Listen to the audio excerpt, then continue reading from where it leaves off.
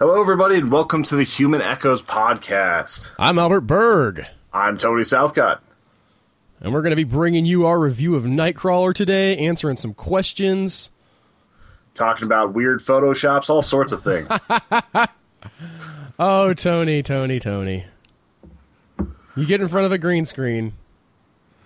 What do you expect? Oh, that was the entire point. I just thought that nobody would care, and then all of a sudden I've got a dozen different photoshops of myself on the internet. Some more appropriate than others. My favorite one was the you on the Viagra box. Yeah. That one was great. Yeah, the caption on that was perfect. Did you read that? I did, but I forget what it was. It was a Star Wars reference, I remember. It was a Star Wars reference? Yeah, I'm pulling it up right now. You don't remember it either. Okay, well now I don't feel so bad. I remember it's just slang. It's even Luke Skywalker needed a force to lift shit up, yo. Attributed to me, Tony Southcott. Did you say that? No. I feel like that might be a podcast quote. It might be. But Somebody I'm putting it in front of the camera now so people get a taste. But yeah, like I got so many good ones. Like I got one where I'm like put in with a bunch of My Little Pony characters. That one was weird. I was like, what are they going for here? They just had the My Little Pony characters in the background, then it was you. I got Pennywise. Like, he's right behind me, isn't he? Like, just all sorts of stuff. You put me on a pirate ship. This morning I got... It missed, Tony. It missed. One of the favorite ones I got actually happened this morning that was me as Ronald McDonald. Oh, yeah? Somebody, completely redid you as Ronald McDonald? Yeah, and it just says, I'm sweating it. I don't know. It's weird. But that was one of the funner experiences I had in the past week as far as, social media and all that goes. Just, I'm pretty self-conscious about how I look, but I was like, I've got a green screen here. I got to at least try this out. And I figured I was going to get, a wave or an avalanche of dicks at some point. That's all that was going to happen. But people decided to get a little more creative than that. Well, now I feel bad I didn't do dicks. Yeah, I'm sure you want to Google that. Have I told you my dick pic saga story yet? No. From my work? All right, I got to tell you this story. I may have gotten into a bit of a flame war with one of my coworkers, in which me and another coworker spent an entire day making small penis jokes about him, to the point where he got annoyed, and he was like, "I'm gonna send you a picture of it," and I was like, all right. I mean, I can't stop you. You have my phone number. So I get, he had said this, and he was off work this one night, and I get this picture. I just get a text message notification. It doesn't pop up immediately. I'm in the middle of talking to my wife, and, it wasn't, let's just say it was not his penis. All right? Which means apparently all the stuff we've been saying was true, and it was small, and he had to, Google enormous black penis to send me one. So I've got that picture on my phone, Tony. Saving it for posterity. I'm glad that you saved it. Actually, I didn't. I deleted it. Though the worst part was, I deleted it, and I was deleting it at work, but you have to pull the picture up to delete it. So I'm, scooting myself back into a corner, making sure nobody's looking at me, pull it up. Oh, no, I don't want to look. Delete. Oh, dick pics. I'm a dickophobe. Dicks are ugly. I bet girls don't feel that way about each other's parts. They're not like, ooh, I saw your boobs. That's weird. I'm sure about other parts, especially if it's meat curtains or something like that. Whoa, Tony. Whoa. So some girls it's more roast beef than an Arby's. Whoa. Stop. Just no. No. Because you gotta, men don't care if they see guys with their shirts off. It's like women. They don't care if they see girls with their shirts off. But the downstairs parts, those are freaks of nature. There's something wrong with, our design. Yes. Okay. Our pink bits are all weird. I just think that girls have it better because they're they have all their bits mostly tucked away, Tony, unless... Yeah. Yeah. It's less of a catching hazard when you're doing construction. Yeah. Like that's like that was like nature's sort of screw you to guys. It was like, oh yeah, you think you're gonna be bigger and stronger? I'm gonna put your genitals on the outside. We're gonna just kick them whenever they want to. Yeah. See how you like that?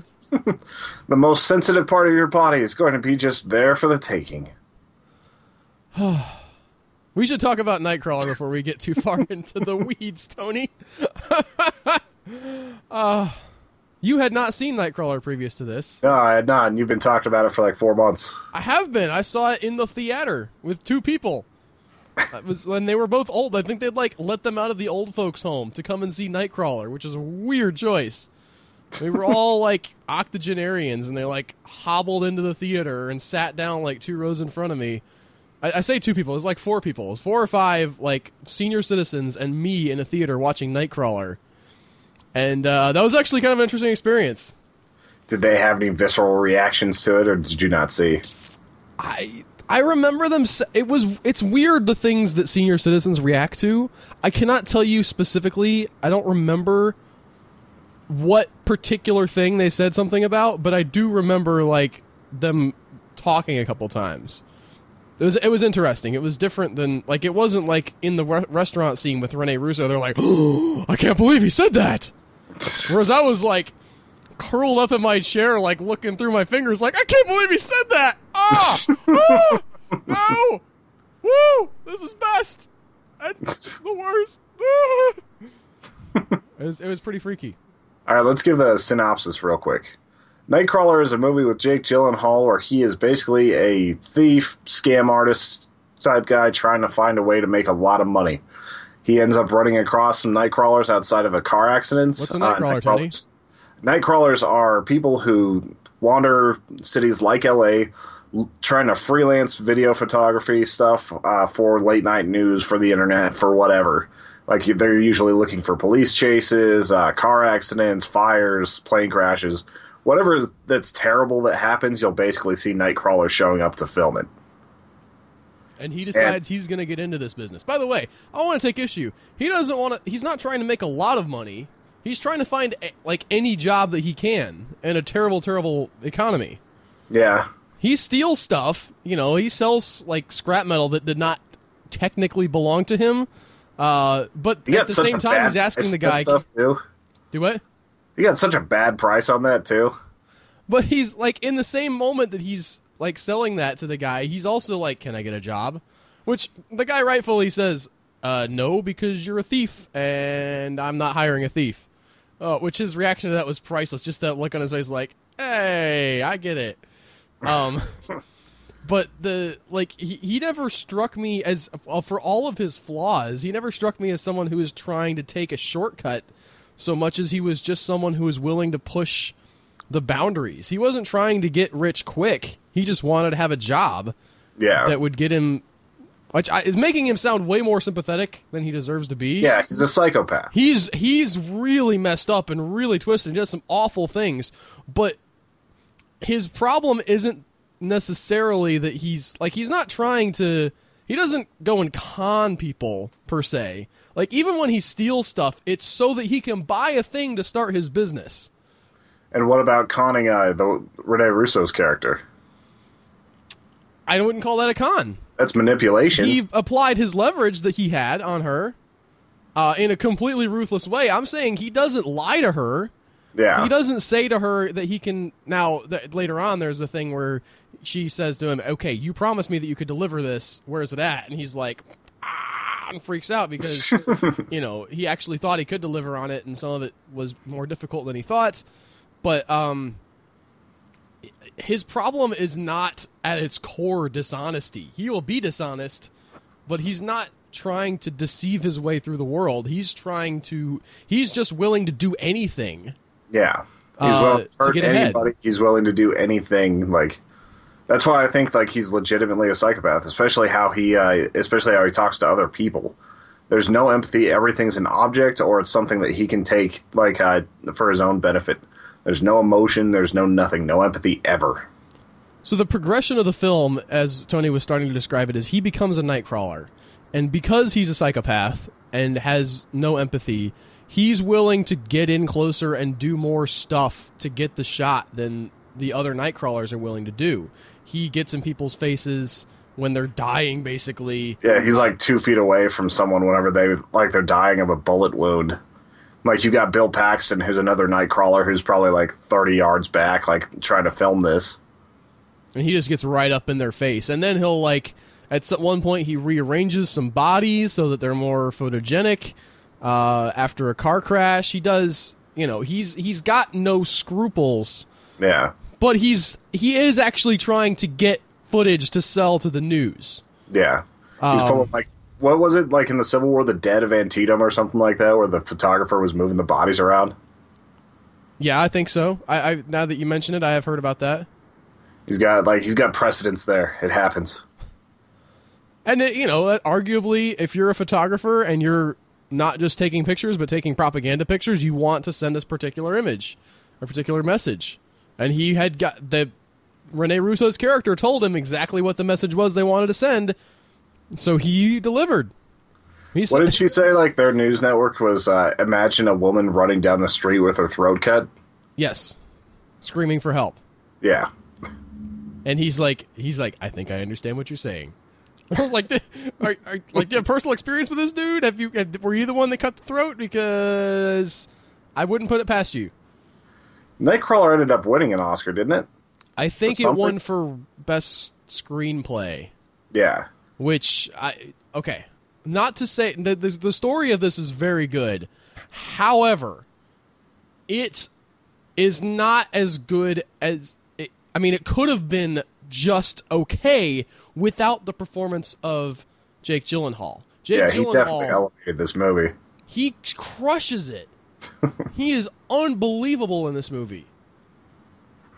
It'd be a hard movie to stomach. I mean, I'm sure it's kind of exciting to get a role like that occasionally, considering like some of the other stuff he's done in the past. I don't really think I've seen him as the bad guy in anything. I'm trying to think. He kind of was an enemy a little bit. I think he was also... I didn't watch Prisoners, but I'm pretty sure I've heard there weren't really any good guys in that. Yeah. Well, I'm talking like he's usually like in Prince of Persia, or what was the time travel? Usually, Jake Gyllenhaal's been taking a lot of like indie movies lately. Yeah. Prince of Persia was kind of a turning point for him, where he was like, you say he's usually in that kind of movie. Not anymore. He's not. Yeah, he could have been. I'm saying he's usually that type of lead character. Like, what was the one where he was doing like time travel stuff? Source Code. Yeah, Source Code. I always see him in like movies like that where he's always kind of like the key good guy. And I guess he is the key character of this, but he's not a good guy. Yeah, he's the protagonist. Yeah, I think it's interesting if you look at him and what's his face, Frodo, Elijah Wood. They're both doing some very interesting things with their acting careers. Elijah Wood is going into sort of a he's been taking a lot more horror roles. He was in that one with the dude who had the mannequins. He's Maniac, I think it was called. Yep, Maniac. And both of them, I think, are really pushing the boundaries because they're... I think maybe Jake Gyllenhaal not as much, but Elijah Wood sort of realized, I'm not going to be a giant major superstar. I should probably do something that I can be proud of at least, instead of... Yeah. Well, he was already a pretty giant movie star. Think of all the... Like, he's been the lead in a lot of big-budget movies. Not all of them worked. Who, Jake Gyllenhaal or Elijah Wood? Gyllenhaal and Elijah Wood. Elijah Wood, not so much, but Gyllenhaal, I think, especially. I respect a lot of these actors. Gyllenhaal, Joseph Gordon-Levitt has been doing this a lot, where they're very picky about what they're in. Yeah. It's not just a paycheck for them, although I'm sure they want to get paid at least somewhat, but they will take a smaller paycheck to do something that they're very excited about. And Nightcrawler is obviously a passion project for everybody involved. Yeah. Because he just throws himself into this role. Rene Russo didn't even get nominated for her role, and she's amazing in this. Yeah, I think that might have just been because she wasn't in the movie a ton comparatively. Well, that's what supporting actress roles are for, Tony. She supported. Yeah, but she was maybe 20 minutes of screen time, 15 minutes of screen time. I'm telling you, she deserved a supporting actress nomination. Okay. Although I say this not having seen all the other ladies who performed in the supporting actress role, so maybe they were all better than her. But she was awesome in Nightcrawler. Hadn't seen her in anything for a little bit either. She's so good in this because she plays it. you think that she's his victim at first, right? Like, there's this, she starts out, she gives him a job, she kind of gives him some pointers, he starts sending her footage and stuff, and then the restaurant scene happens, and he basically puts the ultimatum down in a way saying, I understand your career is dependent on how good my footage is. You're going to have sex with me, or I'm going to take my footage to someone else. And he makes the argument very convincingly, and the way that scene plays out is so gruesome. And so you think, oh no, and Rene Russo, she's, he's being evil to her and stuff. And then, by the end of the movie, you realize she's really kind of complicit. She's got her own thing going on, where it's not a big twist. We're like, oh my gosh, it turns out she had an agenda all along, but she's a powerful force in that relationship as well. And she even gets to the point where she respects, in a way, what he's doing. Which that scene towards the end, which we won't spoil, but I mean, when she sees the lengths that he's willing to go, and you see that smile on her face, where she's almost just turned on, and she's looking directly at him. Wow. I like how the ethics guy, the one that they're asking if it's okay, never once says, "Oh, it's not okay. We can't do this." He's like, morally or legally, and that's all he cares about. I didn't think that at all. I think he didn't have the power to say no. Yeah. He says no a lot of times, and they're like, "No, she's his superior," and runs it anyway. He's the sort of conscience figure that they are ignoring. I think he's maybe not as a super effective character because that's all he is just the conscience. But I do think that if it was up to him, if he was making the decisions, he would not have run half of that footage. Yeah. I didn't see it as him not caring. He did care. He just didn't have the power to put his foot down and say no. Yeah. I have to say one thing for this movie, just because it's on my mind right now, about that Dodge Challenger. I love that car so much. And watching some of the chase aspects of this, he's an insane driver. He's all over the place. That would just be scary driving with him. I can't remember his assistant's name, but he always looked terrified in that car. But that was one of the best Dodge commercials I've ever seen, is just that movie. Well, it's one of those things we've talked about in the past, right, where it's just nice to have an iconic something vehicle for the main character. It doesn't have to be a cool sports car, although that does work. But the kind of vehicle that you look and instantly on frame, you're like, okay, that's the hero's car right there. Yeah. It's it's a beat up taxi, or, a semi truck that's rusty, or something, that is instantly identifiable. And that Dodge Charger really works. Challenger. I'm sorry, Challenger. I'm not a car guy. Sorry, guys. No, it's fine. It's just, it was so red and pretty. Someday I'll own one. I love muscle cars so much. Vroom. It's just the sound. It's everything I want. But I did think that the interesting thing about this movie is that he rubs off on all the people that he becomes in contact with. If you really think about the story, and again, not to get into spoilers, but towards the end there, his assistant and Rene Russo's character both are sort of latching on to his do anything to get ahead tactics, and it works better for some people than it does for others. Yeah. Because maybe they're not willing to go. Don't take away his negotiation abilities. But I thought that was a really interesting commentary on. I mean, this is a very much a movie that has a message, and the message is the world is full of people like Lou. I forgot the guy's name. Lou Bloom is the main character's name. The world is full of people like him, and because they go unpunished, it means that everybody else who may not have been like that then has to, for lack of a better word, step up their game and become ruthless so that they can succeed in the world where Lou Bloom exists. Pretty much. He could have been the CEO of Sprint. Callback there, Tony. Episode 131. Yeah. Talking about troubleshooting. Anyway. We won't get into that. It's like torture to Joseph's ears. But I really did. I enjoyed this movie. I thought it had something to say. I thought the performances were powerful. The cinematography was really, really good. I liked that it never condemns Lou Bloom. Like the movie, and this is a problem I think with some viewers, they watch the movie and either, well, for better or worse, they think that Lou is the hero. Like, they either identify with Lou, which freaks me out. I've read several people on the internet talking about, like, yeah, that guy, I mean, I know he was the bad guy, but man, like, I just admire his tenacity and, like, what is wrong with you? And then, like, the people who were offended by the movie because they thought, like, well, why did you make a movie about such a bad character? Because those people actually exist, and they actually get away with it in real life. And you don't see enough of that in actual film where he's, like, the protagonist and the antagonist. Well, I wouldn't say he's the antagonist, but he's definitely a bad guy. Yeah. He's a, what's the word for that? The, unlikable hero? Well, no, that's not what I was thinking of. Anti-hero. Yeah, anti-hero, that's the right word. Yes. So, I felt like it was super effective. Possibly the reason why, and I've heard this hypothesized, I'm not deep into the Academy voting system, but one of the things I've heard said is that a lot of times the Academy doesn't like these movies that sort of portray the evil side of the world and how people get away with it. I think people made similar claims about why Wolf of Wall Street didn't win last year, because it's like, you know what? We're just going to go for the film that says everything's happy and wonderful. Although, well, Wolf of Wall Street was good, but I didn't see it as the best movie that year.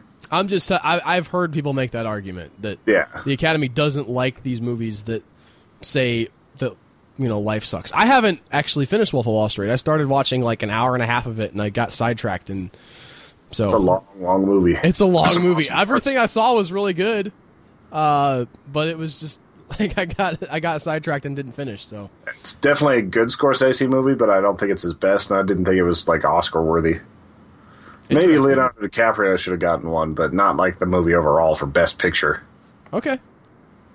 But there was also like saying that American Hustle needed to win like Best Picture, and that wasn't going to happen. People like that movie more than I think it deserved, Tony. I think they just like Jennifer Lawrence. Okay, I mean, there's a few scenes that make that movie exponentially better.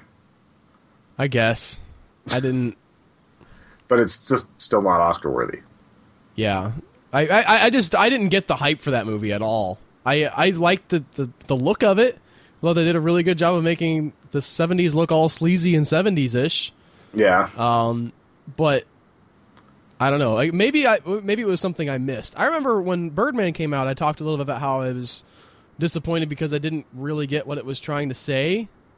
And I actually read something that made me appreciate it a little bit more a little while back, where someone was talking about that the point of Birdman, the thing that it was ultimately trying to get across, is that spectacle is what is necessary in our world to gain respect.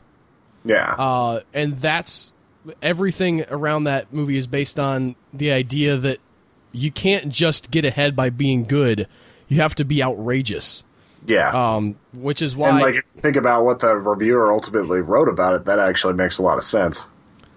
Well, yeah, I mean, he only succeeds because he ends up in the street in his underwear, right? It's not because the play is good or bad, and then ultimately the ending, which I won't spoil, but, the ending there was, something that's way over the top, and that's what makes the play a success in the end, is that he makes it a sideshow, basically, instead of just saying, I'm going to put on a good play.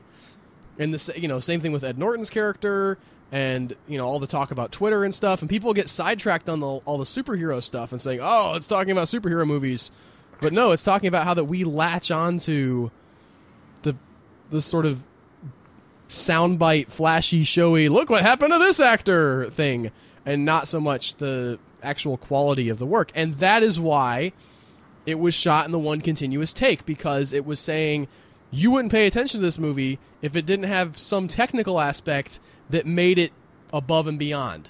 Yeah. That took it, that you were like, wow, look at that, it's all one take. It's like, we have to tell this story this way for you to pay attention and get what we're saying. I like that. Once I got that in my head, I appreciated the movie a little bit more. For sure. On an intellectual level. So, but I didn't get that for the David O. Russell movie at all. What was that? American Hustle. I never figured out what they were trying to say with that one. Maybe I'm just dumb. I think a little bit of it was nostalgia. A little bit of it was an okay movie. It really wasn't bad to me, but it just didn't measure up the way a lot of people told me it would. Anyway. Going like ultra critical this week. Are we being ultra critical? I'm just saying we're like actually being critics on a lot of different things. Oh. I was going to say, I've been pretty positive about many things. I even sort of took back some of my negative comments about Birdman. Yeah. So I don't... I thought you were being like, you were just being awful to everybody. No, you're just being a jerk. It's because you're tired. I hate you. You're cranky. I hate everything. No. I feel like we're being fairly reasonable right now. Okay. Anyway, bottom line, you should watch Nightcrawler. It's intense and scary and horrifying in a way that a non-horror movie rarely is. Yeah, what was this even defined as, a thriller? I don't know. Drama, I would probably thriller. call it a thriller, but it's I watched it with Elise, and she it made her feel really bad afterwards. She just did not like how she felt after that movie. Sort of like the Children of Sorrow effect? Yeah. Not quite to that level, but I wouldn't show her Children of Sorrow because she would probably cry and leave. Well, I like that that's our bar. Yeah, that movie's I say the worst in the best possible way. It's a good movie, but it reminds me to check out that Coyote movie.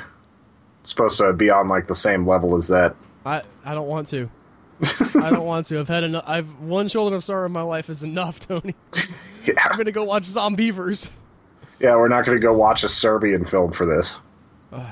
We might eventually have to, but I'd it's watch up to you Cannibal guys on Viewers' Holocaust Choice Month whenever that rolls around again. Yeah, I'd watch Cannibal Holocaust a lot longer before I'd watch a Serbian film. I would have to have a whole day just sort of to watch that a little bit and watch a little bit more. In chunks. Maybe, yeah. Just to sort of steal my soul. In between, watch episodes of Transformers or something. Maybe, yeah. That would ruin Transformers for you. The Mickey Mouse cartoons my kid loves so much. Those are amazing. Are they the old school ones? Well, no, they're new. They've started making them in 2013, but they're in the old school style. So they're all hand animated mostly, although there's some kind of 3D elements, but painted flat. It's hard to describe. Anyway, but it's really, really well done. Just some of the best animation I've seen, and the storytelling is so tight.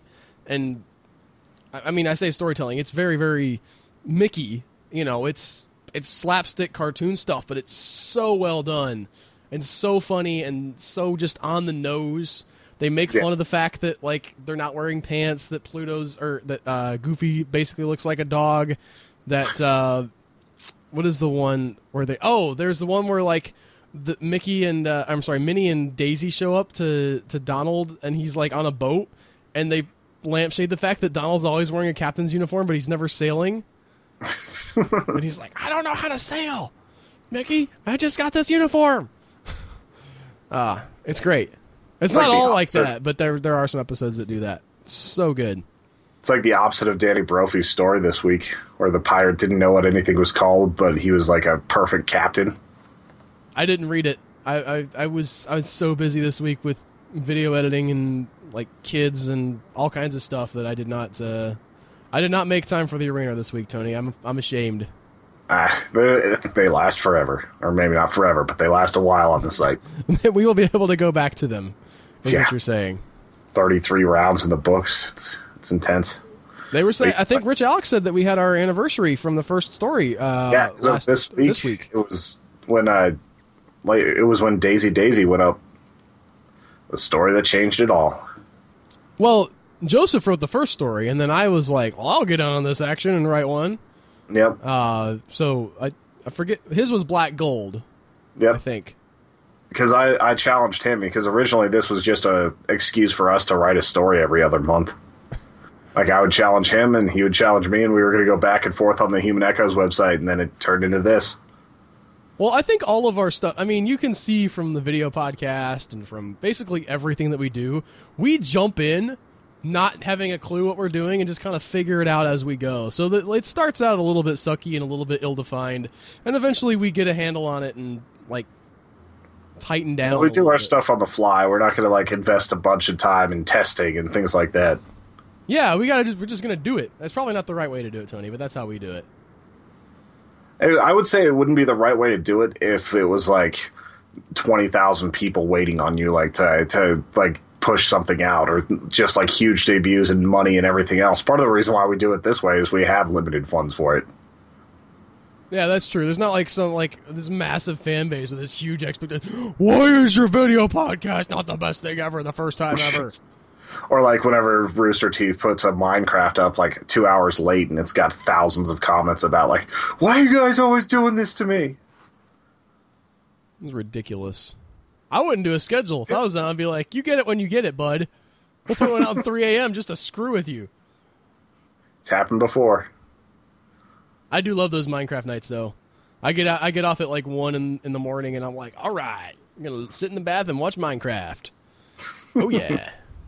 That's generally what I do. It's like last night around midnight or so, I started watching that once all my other stuff is taken care of. Just relax with Minecraft on Fridays. I haven't been able to watch a lot of their other videos lately because I'm keeping busier.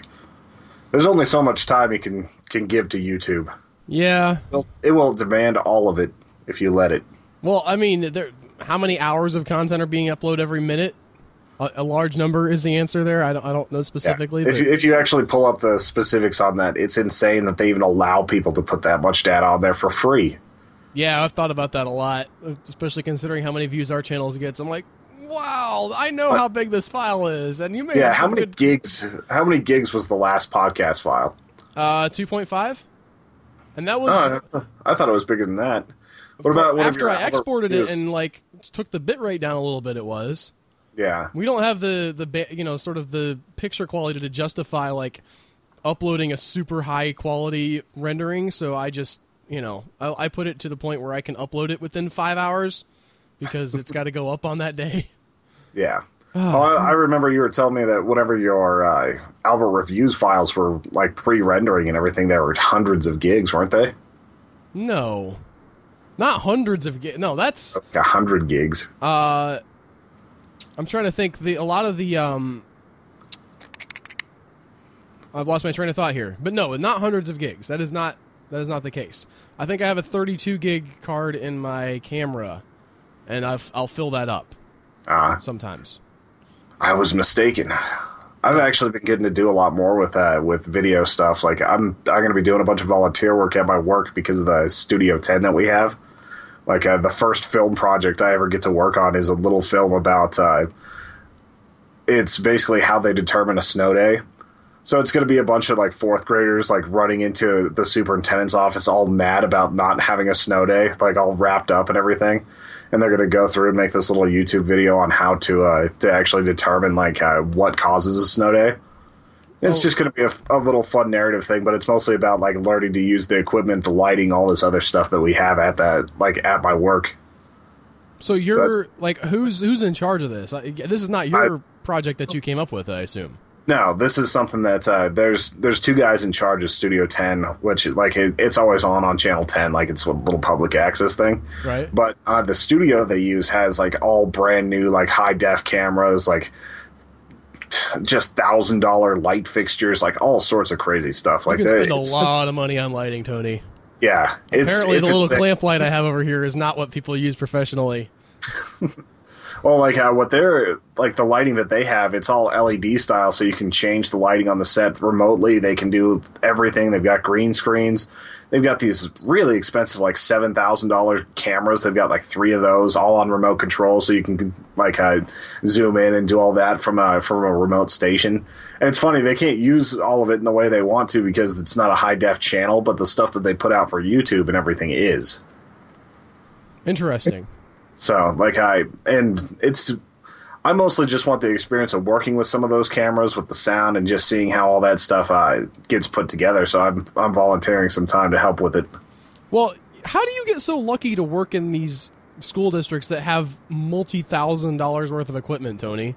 Well, the school district I worked for before, like, it had cool stuff, but it didn't have anything like this. You had, like, maker bots and, like, Well, that guy laser got, engravers just sitting around for you to use. That guy was just really good at writing grants. There's a couple 3D printers at the building I'm in right now, and I'm trying to become friends with that guy, too, so I can actually use those. They actually 3D printed a 3D printer. Like, except for, like, some very small components, like 90% of it is 3D printed. That's really cool. Yeah. And, like, the new form of 3D printing, which we'll probably get one in the next year or so, is even cooler. It uses lasers. It's like a pool of liquid resin, and it prints it out 100 times faster. It just, like, pulls it out of this pool, like, entirely whole. It's really cool looking. I don't know what that means, but okay. Yeah, like, look up... I know what cool looking means. I don't exactly know what you're saying. You say... Put a new, using faster words like resin and printing. lasers, and I don't know how that all fits together. Yeah. Well, it's hard to explain, but go to YouTube and put in, like, new 3D printing method lasers or something like that, and you'll end up seeing a video that's really interesting. It's so much faster and it's so much more accurate. It doesn't have, like, the little bits of lines and stuff you can see from layer to layer printing. It's perfectly smooth. You can actually make mechanical objects that work, like, once you just, like, crack it a little bit.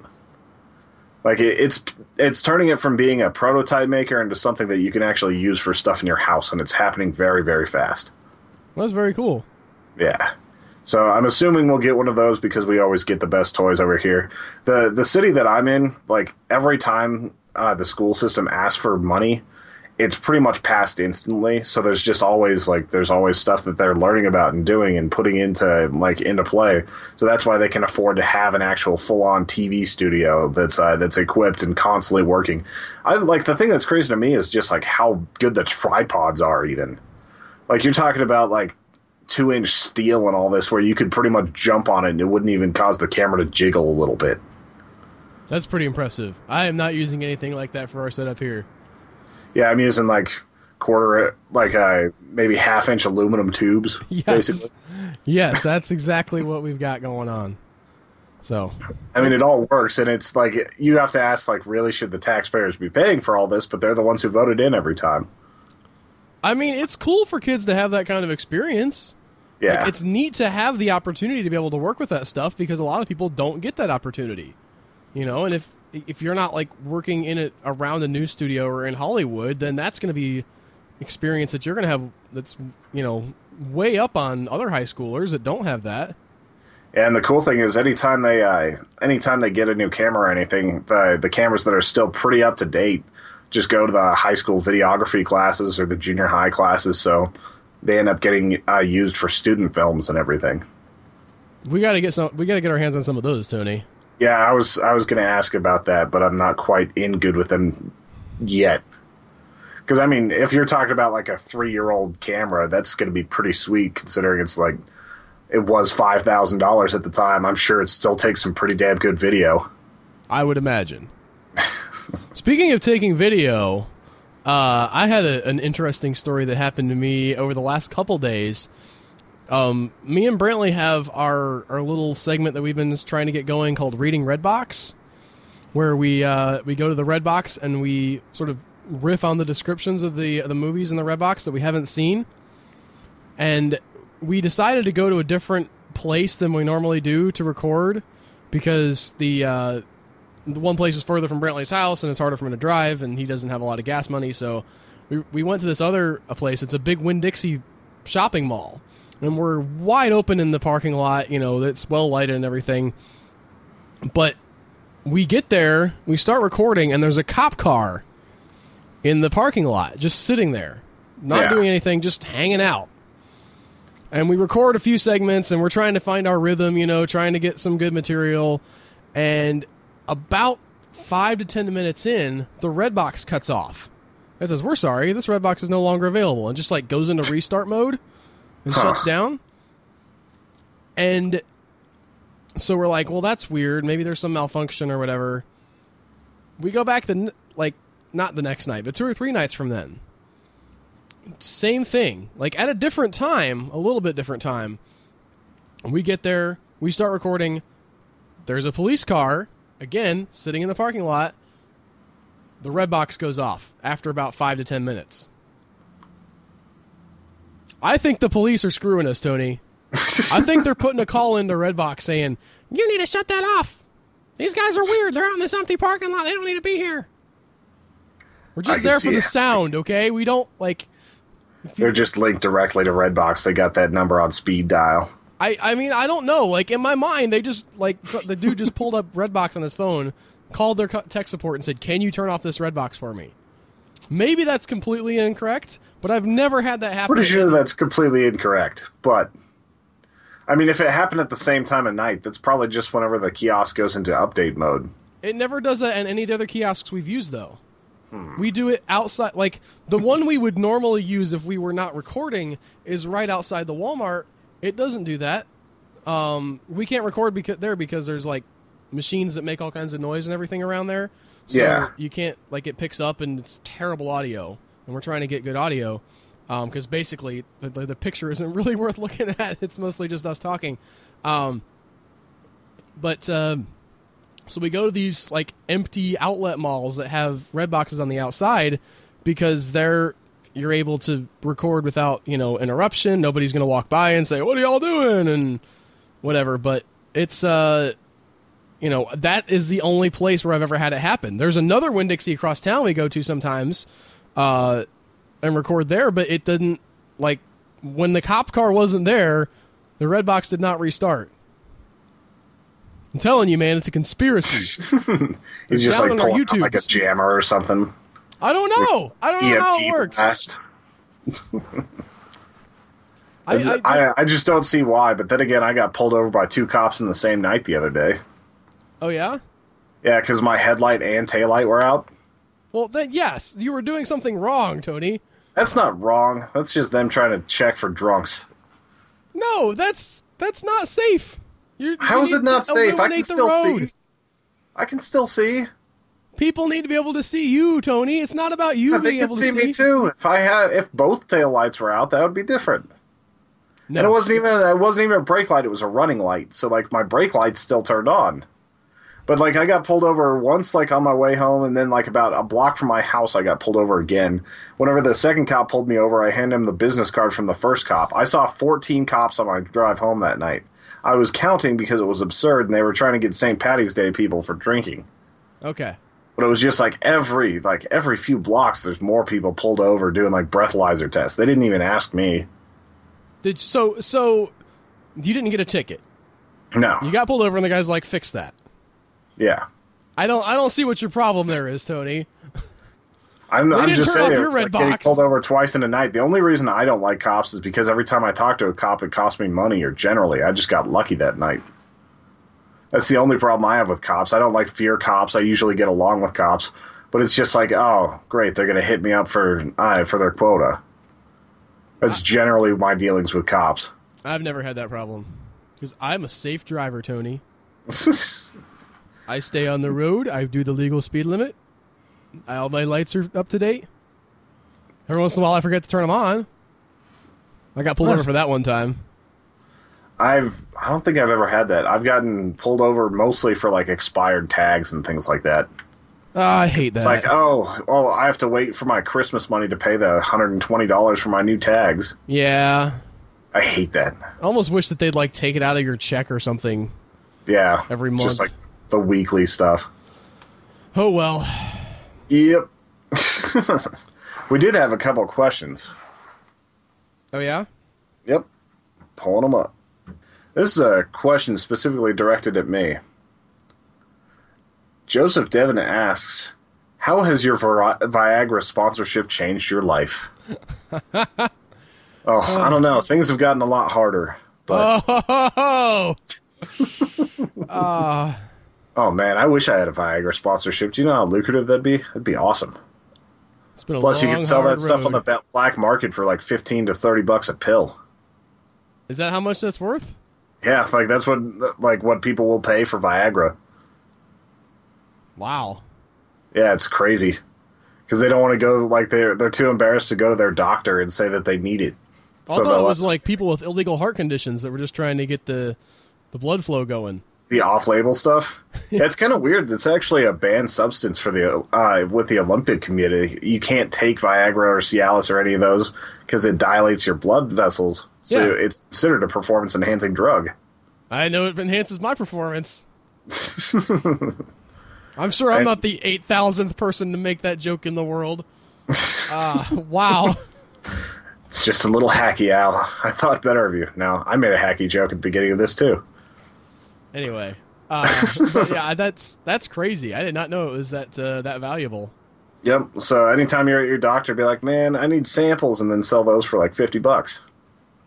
I'm not selling them. Are you crazy? There's work to be done. Yeah. You need a lace on pipe. What? I think the very best Viagra bit I ever saw was from Robin Williams whenever he was live on Broadway. It was like 2002, I think. That was one of the best bits ever. Or at least the best Viagra bit. Kevin Hart has some good ones, too. But you guys should check those out. I love stand-up. People keep trying to get me to watch stand-up, Tony. I don't care about stand-up. I'm not very... I don't know what it is. Like, I enjoy it when I'm watching it, but whenever it's like on Netflix or something, I'm like, yeah, I'm not watching that. Netflix has kind of hit or miss with some of them. Like, there's some really good ones. Like, Ari Shaffir put out a good one. Nick Offerman's American Ham was fantastic. Like, I loved that special. Even though it's not truly like a stand-up special. It's kind of him selling his book. He was doing, like, this big tour where he was talking about, like, his 13 key points to life, and they're all pretty awesome and hilarious. It's not sitting there laugh out loud funny the whole time, but it's a very good special, and it's worth the hour and 15 minutes that it is.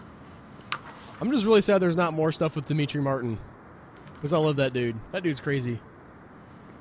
I don't know if I've ever watched any of his stuff.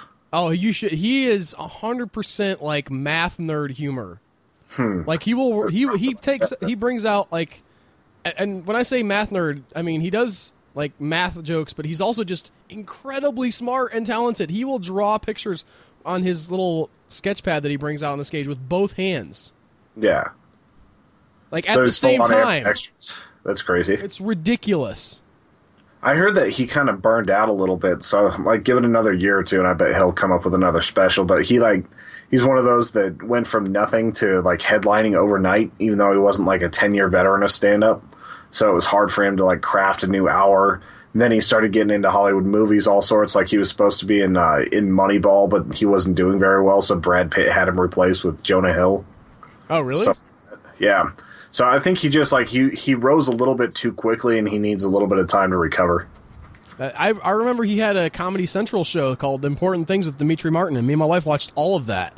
And while it wasn't all gold, like it was just such a like all over the place comedy hour or half hour or whatever. It was just, this is genius.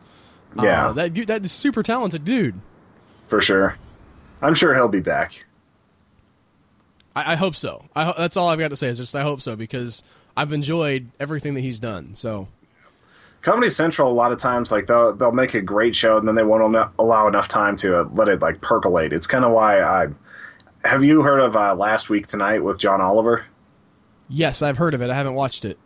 Well, it's like a Daily Show or Colbert Report, but it's a little more serious in some ways. As far as they'll actually do some investigative reporting, but instead of doing like the 5 days a week, just trying to pump stuff out and having kind of hackier jokes, they'll take like the full week to make a 1.5 hour show, and the content is just, it's funnier, it's crisper, it's a lot more impactful, and it makes for just something that's a lot more fun to watch. And I keep thinking that's a much better idea, instead of trying to just put out too much content and spreading it so thin. Like that one show is going to be a lot more long-lasting than any daily show they put out. Yeah, people like daily content, Tony. Yeah, I know, but it's so brutal on people. It's like why Jay Leno and all those people are considered hacks now, just because try writing 15 minutes of stand-up every day. It's not going to happen. It's not going to be good, even if you have a team of writers. It takes longer than that to make something quality. I don't know about that. I mean, we watch Jimmy Kimmel frequently at our work, and I always find him really funny. I mean, some of the jokes work better than other jokes, but the people he has working with him and the writing staff and just sort of the team that he has all work really, really well. In my opinion, maybe you guys hate Jimmy Kimmel. I don't know, but I think that I've always heard that he's an awesome guy. Like that he's still really down to earth despite all of his shows and his success and everything. I've always heard that he's just a good guy to work with, and that's why he can keep so many of his writers around. Well, not only that, but he the people he brings on, the personalities, are not comedian personalities per se. Like when he has his people like his cousin Sal and Guillermo, and like those guys aren't necessarily especially Guillermo is not cracking jokes hardly ever. He's just being himself, and yet that it works for what that show is. So for sure. Just a little look and authenticity for it. Yeah, it's like this was actually the parking attendant security guard, and we sort of headed off, and he's fun, so I'm going to have him on my show. Yeah, David Letterman occasionally would do that back in the day. Like he'd just go down the street to like his sandwich shop and like talk to the owner there. Like he'd be on there pretty regularly. I didn't end up watching a ton of late night. Like whenever I was younger, I'd catch it every once in a while, but just don't have the time for it now. I just get tuned out when they do the celebrity bits. I'm like, I don't care. Yeah. Well, a lot of the celebrities just aren't nearly as interesting as the movies they make. Like I'm a huge fan of Daniel Craig as Bond, but he is kind of boring in interviews. Some of that, I think, you gotta... listening to a lot of movie actor interviews, I feel like it's hard to know what you can do and what you can't do, and like they're trying to be original and interesting with what they're asking, but they're also like keeping it kind of fluffy for the people, not fluffy like insubstantial. They're not asking like deep, hard questions because that would turn off the viewers. So, yeah. But then you also have guys like Sean Bean or Gerard Butler that get on there and start talking about like drinking stories and fighting and stuff like that. It can be a lot of fun. Yeah, some of those people are really fun in real life, and some of them aren't, and that's okay as long as you can act. That's the main deal. Yeah, like I never get the impression that that Matthew McConaughey would be like the most fun person to be around, like outside of acting. Like he plays such interesting characters in movies, but I've seen him a lot in like interviews, and he just seems to be like average kind of mumbly guy.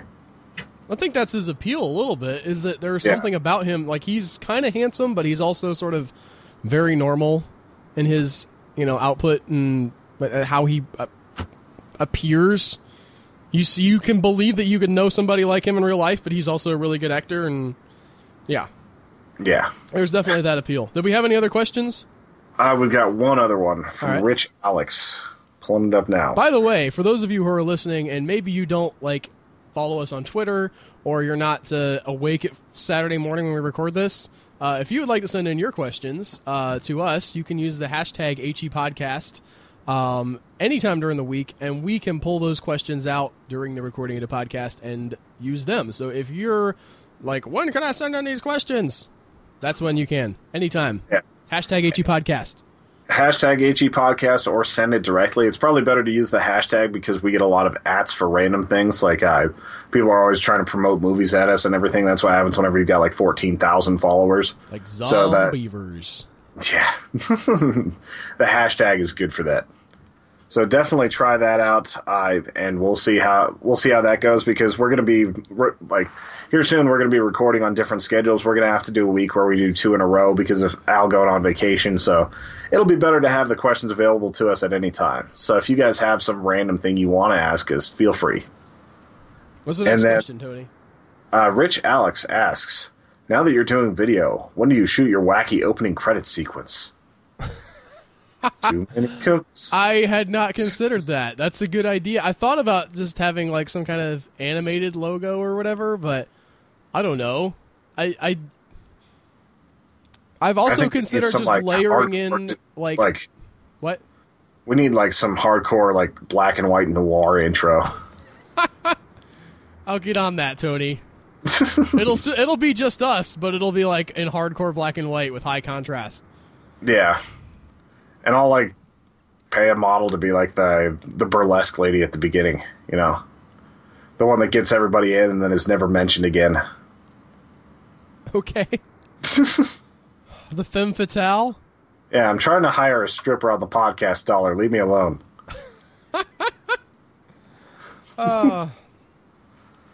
This episode's been a little more explicit than usual. Has it? Oh, we started out about penises and vaginas. Yeah, we talked about all sorts of things like that, and the content of your phone. That's true. All right, I'll give you that. I wanted to tell you next week we're going to be talking about Zombievers, which is also going to be very explicit from the looks of it. I've watched like 15 or 20 minutes and it hasn't. Well, okay. I was going to say it wasn't that explicit, but I guess it depends on your definition. Yeah. All right. You're kind of a prude, so if you're saying it's not very explicit, I'm backing off a little bit from what I was starting to say. Were you embarrassed to watch it with your wife? I didn't watch it with my wife yet, but I don't think I would be. I've been watching the Jason movies with her, and it's not anything much more than what you'd see in one of those. Yeah. So those Jason movies, they're all right with full frontal. Yes. Well, just maybe not full, but there's some of that in. Yeah, it happens in Zombievers. So anyway, I wanted to tell you about something though, Tony, because I was at the bookstore the other day, and I don't know if you've ever seen this. Have you ever seen the copy of the 3 Star Wars novelizations bound like it's a Bible or something with Darth Vader's face on the cover? No. Okay, well that exists. If you go to Barnes & Noble, they have like a Barnes & Noble edition of the Star Wars. Oh, I think I did see that. Like, where is it? Like the silver stuff, like how those Lovecraft editions and everything. Yes, those are awesome. And I'd never thought to pick those up and check them out, but it was a really interesting experience because I picked up the first one, and I'm going to read you a couple lines from the first one, Tony, and then I'm going to read you a couple lines from the second one, and I'll let you decide. But anyway, here goes. I have the first page pulled up on Amazon. This is the opening lines of Star Wars the novel. It was a vast, shining globe, and it cast a light of lambent topaz into space, but it was not a sun. Thus, the planet had fooled men for a long time. Not until entering close orbit around it did its discoverers realize that this was a world in a binary system, and not a third sun itself. At first it seemed nothing could exist on such a planet, yet both massive G1 and G2 stars orbited a common center with peculiar regularity, and Tatooine circled them from far enough out to permit the development of a rather stable, if exquisitely hot, climate. That sunlight suddenly shone on the thin skin of a metallic shape falling crazily towards the atmosphere. The erratic course of the galactic cruiser was traveling was intentional, not the product of injury, but of desperate desire to avoid it. Long streaks of intense energy slid close past its hull, a multi-hued storm of destruction like a school of rainbow remoras fighting to attach themselves to a larger, unwilling host. Okay. That's the opening to Star Wars A New Hope, the novelization. You know that Chuck Wendig's actually writing like the novel that links Return of the Jedi to the new movies? It's called Aftermath. Well, I don't know if it links it, but it's definitely after the last. It's after Episode 6. Yeah, I wonder if it's actually going to be like official canon. That's kind of an interesting project for him. All right, so here is, and yes, it will be. All the new ones coming out are official canon. Just FYI. The new books? Yes. They wiped out the old canon, but they said everything that's coming out now, all quote-unquote expanded universe stuff, is in canon with the movies. All right, so this is Empire Strikes Back, the first page. Now this is what I call cold! Luke Skywalker's voice broke the silence he had observed since leaving the newly established Rebel base hours earlier. He was astride a Tauntaun, the only other living thing as far as the eye could see. He felt tired and alone, and the sound of his own voice startled him. So they got a fan fiction writer to do the second one? I'm not 100% sure it wasn't George Lucas himself. Like, the first paragraph is, Luke says, "Boy, it's cold," and then he's shocked by the sound of his own voice. I mean, like, you have this guy at the beginning of the first book, like, this describing the laser beams like fish trying to attach themselves to an unwilling host. And then you have Luke Skywalker talking and surprising himself in Empire Strikes Back. It took a dip in quality is what I'm saying. I haven't read all through all the other books, and I don't even know I haven't checked out Return of the Jedi yet, but whoever the ghostwriters were, they took a step down in quality is what I'm saying. It's actually kind of hilarious. I wonder. I'll have to look up who the authors were Because I know Terry Brooks did a lot of those, and I don't know. It's Frederick Pohl who did the first one. They were all uncredited, or Pohl Anderson. Well, too many Pohl people in science fiction. But I remember the interesting thing was in the introduction to A New Hope novelization, George Lucas mentioned that the book was released like several months before the movie came out. Did you know that, Tony? I did not. It was released as a standalone novel, and like people didn't really notice it, I guess. It was just sort of like, all right, here's this book. And then Star Wars shows up and blows up and becomes, Star Wars. And then they release it again as sort of like, oh, by the way, it's a novel tie-in, what? And then thousands and thousands of people bought it. I was reading this past week, like, George Lucas got lucky on so many things, or was... it's not so much luck as he was really smart about stuff. Like when he took a $500,000 pay cut to be able to keep the rights for merchandising. Yep, we talked about that last week, Tony. The merchandising is that's where it's at. Not specifically George Lucas, but I'm saying with Disney. Yeah. How that their business model is basically buy properties that we can sell toys for. Yeah, like Cars. Cars, like I know the box office numbers are huge for it, but I imagine the merch numbers for Cars is just insane. Oh yeah, because they're cars, Tony. I mean, even if you don't like the movies, like you can play with the toys, and they're basically things with wheels and little eyeballs on the windshield. Yeah, it's not. it's the easiest thing to make merchandise for. Yeah, it's why they made the Planes movie, I'm guessing. Very likely, although I don't think that was as popular. I yeah, actually said, people. I didn't actually know anyone who saw that one. I don't know anyone who saw that one. I know Ashley rented it from the Redbox for AJ, and even AJ was bored with it. Yeah. She said he was just going off and doing other things, I guess because it didn't have Mater in it. So, I'm sure they could have made a Mater plane. He wanted to fly. Well, he gets in the helicopter at one point. Yeah. I'm happier than a tornado in a trailer park. Whee! That's a good movie. I don't care what anybody says. That's a good movie. Sequel, not so much.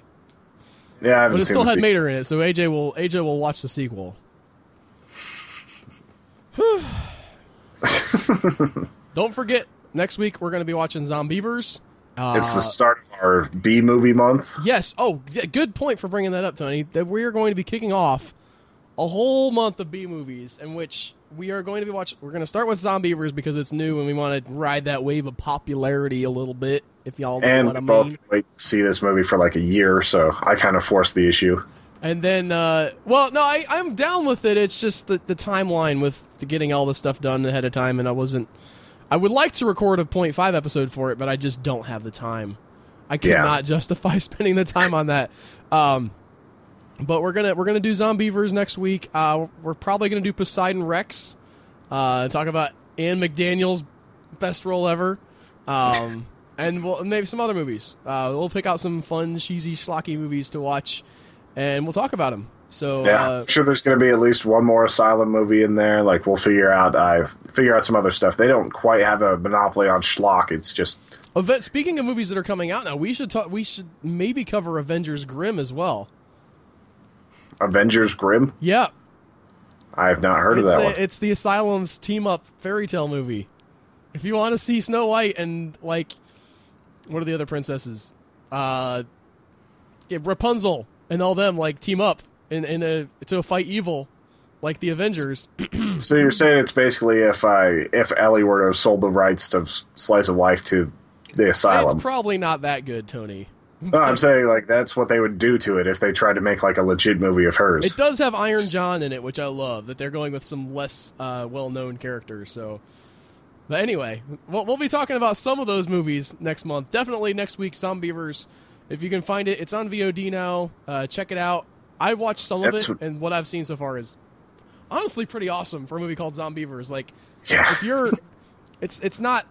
The Shining, Tony, but it's fun. I've enjoyed it. The acting is not painfully bad, as far as I can tell. Yeah. Well, listening to Bill Burr talk about it, because he's in it for a scene, like he's another stand-up out there. He's got an awesome podcast, the Monday Morning Podcast.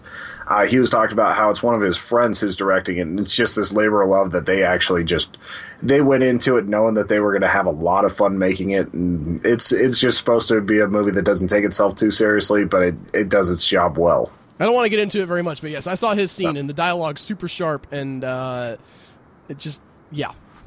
Anyway. Well, we're going to watch it. We're going to talk about it.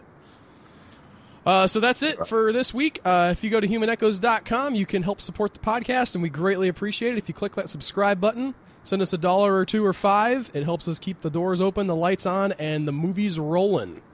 Yeah, keeps us in movies like Zombievers, where we get the VOD action. I also, if you go to humanechoes.com, there's a lot of cool stuff you can find there. Lots of good blog posts. Every Monday, we've got good discussions. We've also got the writersarena.com. Check out the stories over there. We've been having some really good Q&As with our authors and judges. It's just, there's a lot of cool stuff going on right now. humanechoes.com will get you to all of it. So go there, definitely donate. Check out that discussion post too, because that has been I've been really enjoying the topics we've been coming up with and the things people have been able to come up with as an answers. Last week was what is the scariest zombie animal? Kind of feeding off of the Zombievers thing. We talked about it a little bit. We're like, what other animals would be terrifying as zombies?